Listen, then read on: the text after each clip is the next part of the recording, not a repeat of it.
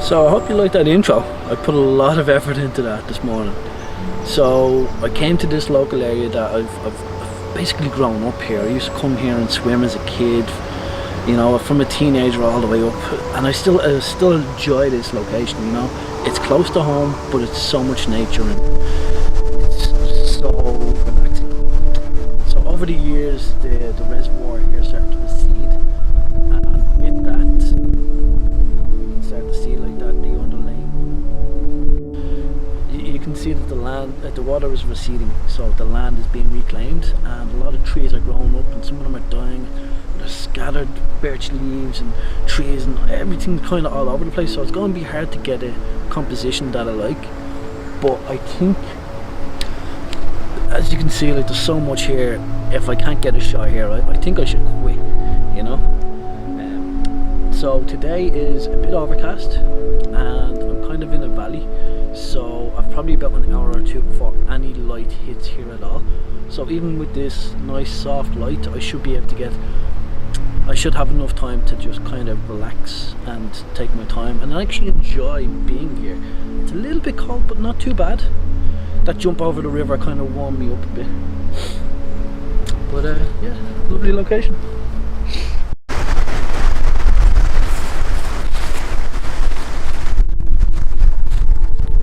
Okay, so let me try this. Wait, hold on.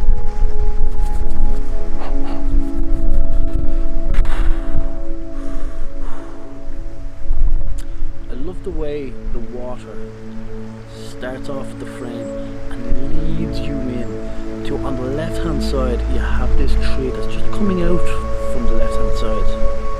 On the right hand side is a bit of empty space, which kind of just supports the fact that the tree on the left hand side is just filling that frame nicely, with the counteractivity of the top left hand corner having a blank space, so it kind of brings that balance. Then further down, as the stream brings you in to the end, there's these trees, all different kinds of shapes and colours, beautiful in their own depths. How was that? Was that good? Leave a comment below if that was any good, or if you think I was a weirdo.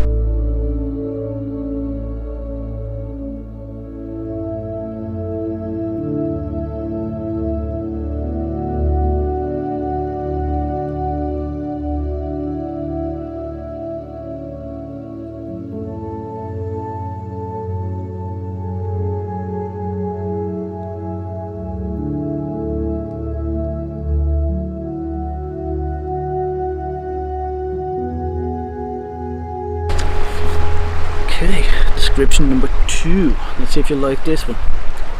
I actually came along here earlier on as I was walking along the bend. I was trying to frame it up, see if it would work. It wasn't really working for me. Just the water wasn't lined up with the tree perfectly, and there was like, the sky was just grey, but like in the photo it would just be blown out. You could put the graduated filter in there. It's not doing anything. It would just kind of darken it down, and you can just easily do that in Photoshop or get it with. So it's not a big deal. I went and I just took that last photo you seen. I walked down and I said, do you know what? I'll stop and I'll turn around and take a look at that composition one more time. And because I had a different lens on it now, there was a bit more of compression to it. So looking at it, I kind of just adjusted a little bit, and I got to, now it's not perfect.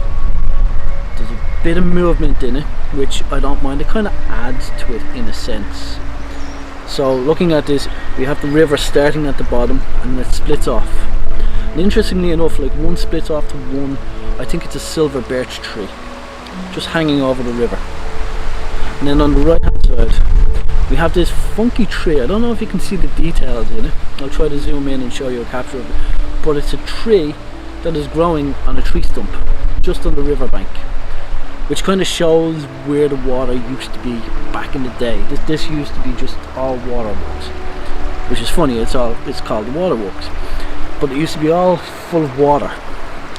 So that's where the tree line, where the trees started to grow from. But now that the water has receded, it just looks like this tree is hanging in the air. Now, yes, you can see the stump there, but like the roots and the essence, the heart of the tree is right there on top of this stump, and it looks pretty funky.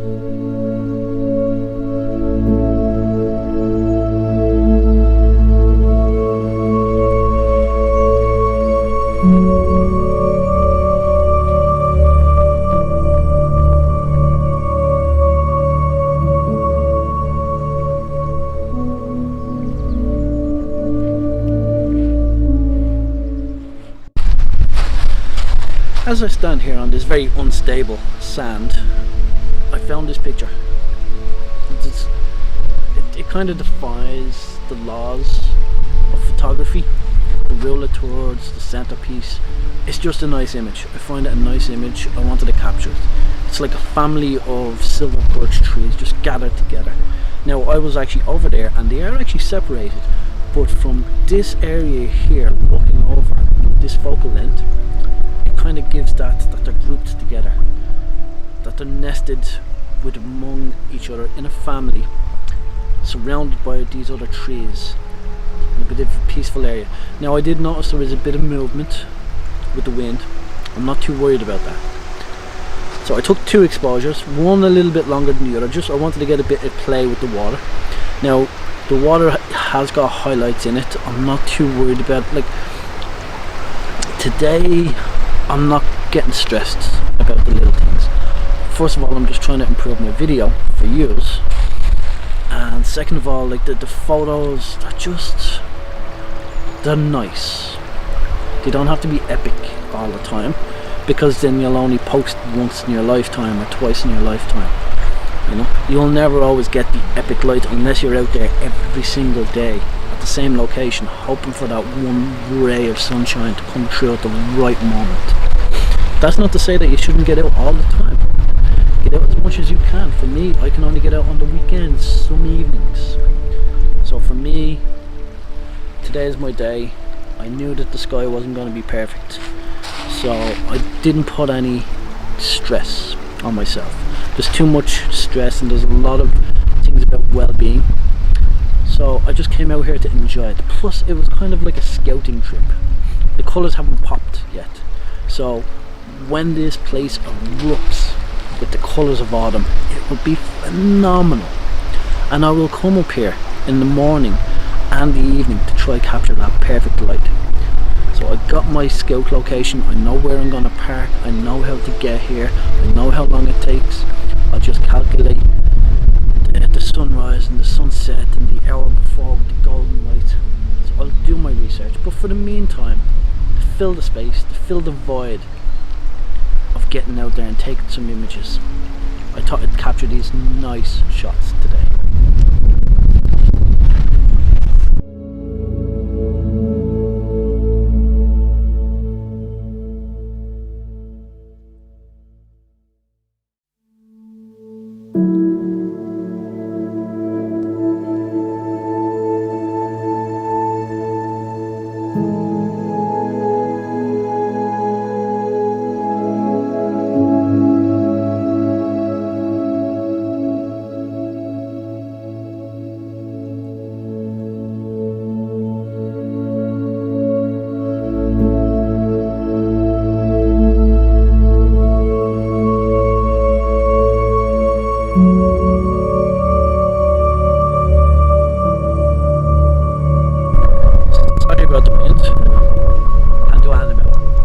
I probably could move over there, but that means I have to move, and no. If I could give one good tip for today: when you plan a shoot location, plan a diversity of shoots. You know, plan for if the sun rises and the clouds pop. Plan for if it's going to be very bright. Bring I'll try block the wind now a bit more.